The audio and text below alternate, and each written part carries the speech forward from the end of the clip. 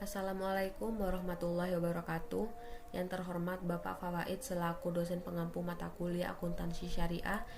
Saya di sini akan mewakili kelompok 11 yang akan menjelaskan tentang laporan keuangan syariah yang meliputi laporan posisi keuangan, laporan laba rugi dan penghasilan komprehensif, dan laporan perubahan ekuitas. Sebelumnya perkenalkan anggota kelompok kami. Yang pertama, saya sendiri Alfa Lailati Nikmah dengan NIM akhir 100, Aulia Regita Salsabila dengan NIM akhir 103, dan Nova Dwi Mediawati dengan NIM akhir 131. Baik, yang pertama mengenai pendahuluan tentang laporan keuangan syariah.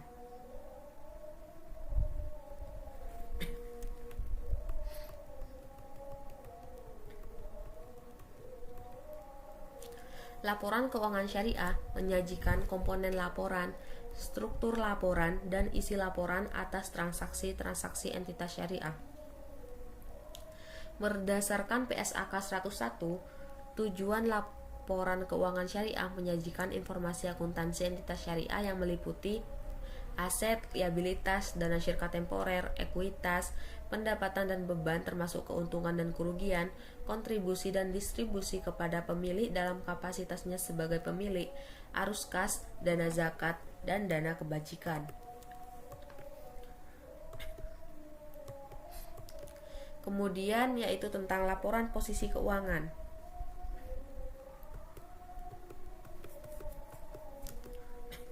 Laporan posisi keuangan merupakan laporan yang menyajikan unsur-unsur meliputi aset, liabilitas, dana syirka temporer, dan ekuitas.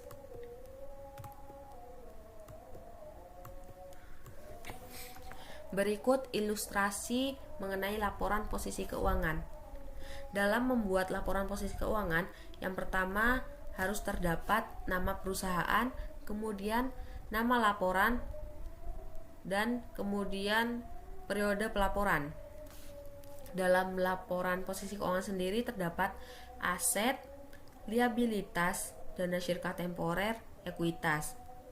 Aset yang terdiri dari kas, penempatan pada SBI syariah, giro pada bank syariah lain, penempatan pada bank syariah lain, investasi pada efek atau surat berharga syariah. Dan juga dalam aset terdapat piutang. Piutang sendiri terdiri dari piutang murabahah, piutang salam, dan piutang istisna. Kemudian juga terdapat pembiayaan yang terdiri dari pembiayaan mudharabah dan pembiayaan musyarakah. Dan juga dalam aset terdiri dari pinjaman qard, penyisian kerugian penghapus bukuan aset produktif, persediaan, tagihan dan kewajiban akseptasi, aset ijarah, aset istisna dalam penyelesaian, penyertaan pada entitas lain, aset tetap dan akumulasi penyusutan, piutang yang terdiri dari pendapatan bagi hasil, pendapatan ijarah. Kemudian aset lainnya. Dari semua aset tersebut dijumlahkan. Kemudian liabilitas yang terdiri dari liabilitas segera bagi hasil yang belum dibagikan, simpanan dari bank lain, hutang yang hutang sendiri meliputi hutang salam dan hutang istisna. Kemudian liabilitas kepada bank lain, pembiayaan yang diterima, hutang pajak, estimasi kerugian komitmen dan kontingensi, pinjaman yang diterima, pinjaman subordinasi. Dari semua liabilitas tersebut dijumlahkan. Dan kemudian dana syirkah temporer. Dana syirkah temporer dari bukan bank yang meliputi tabungan mudharabah dan deposito mudharabah. Kemudian dana syirkah temporer dari bank yang meliputi tabungan mudharabah, deposito mudharabah, musyarakah.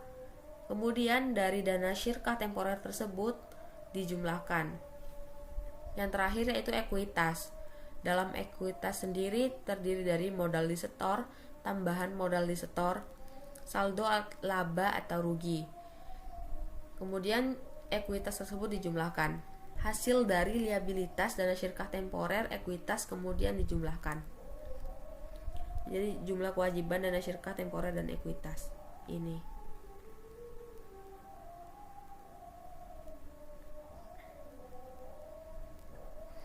Kemudian laporan laba rugi dan penghasilan komprehensif.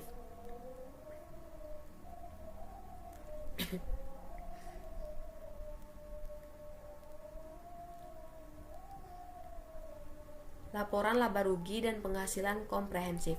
Laporan laba rugi berkaitan dengan pengukuran penghasilan bersih atau laba adalah penghasilan dan beban. PSAK 101 menyebutkan bahwa laporan laba rugi minimal menyampaikan pos-pos sebagai berikut, yaitu pendapatan usaha, bagi hasil untuk pemilik dana, beban usaha, laba atau rugi usaha, pendapatan dan beban non-usaha, laba atau rugi dari aktivitas normal, pos luar biasa, beban pajak, dan laba atau rugi bersih untuk periode berjalan. Berikut ilustrasi mengenai laporan laba rugi. Sama seperti laporan posisi keuangan, yang pertama harus terdapat nama perusahaan, kemudian nama laporan, dan juga periode pelaporan.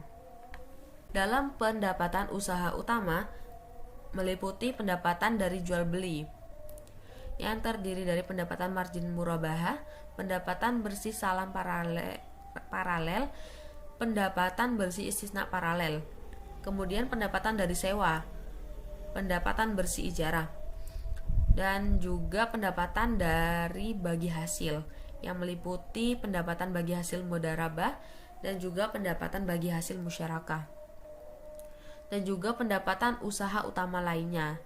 Kemudian semua pendapatan dari usaha utama tersebut dijumlahkan. Hak pihak ketiga atas bagi hasil ini pengurang. Kemudian pendapatan usaha lainnya yang terdiri dari pendapatan imbalan jasa perbankan, pendapatan imbalan investasi terikat.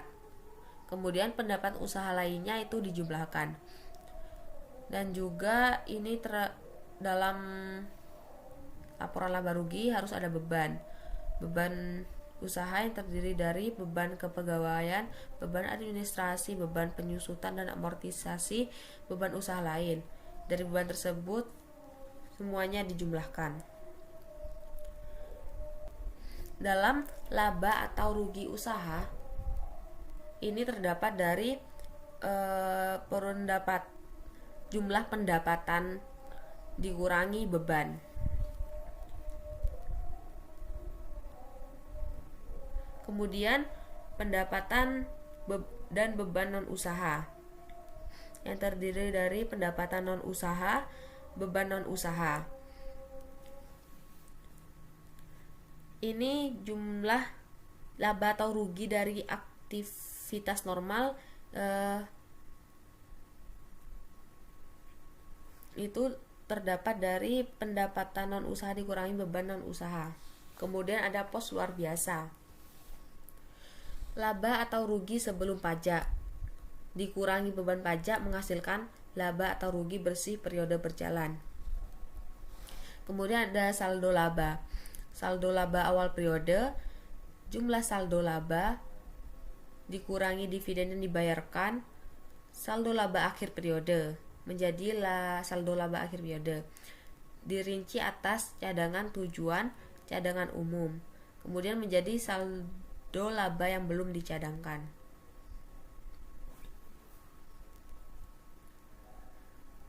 Kemudian selanjutnya yaitu laporan perubahan ekuitas.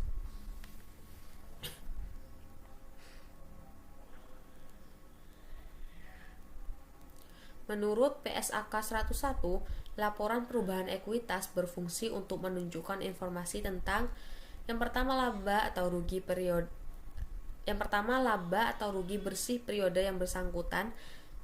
Yang kedua, setiap pos pendapatan dan beban, keuntungan atau kerugian beserta jumlahnya yang berdasarkan PSAK terkait diakui langsung dalam ekuitas.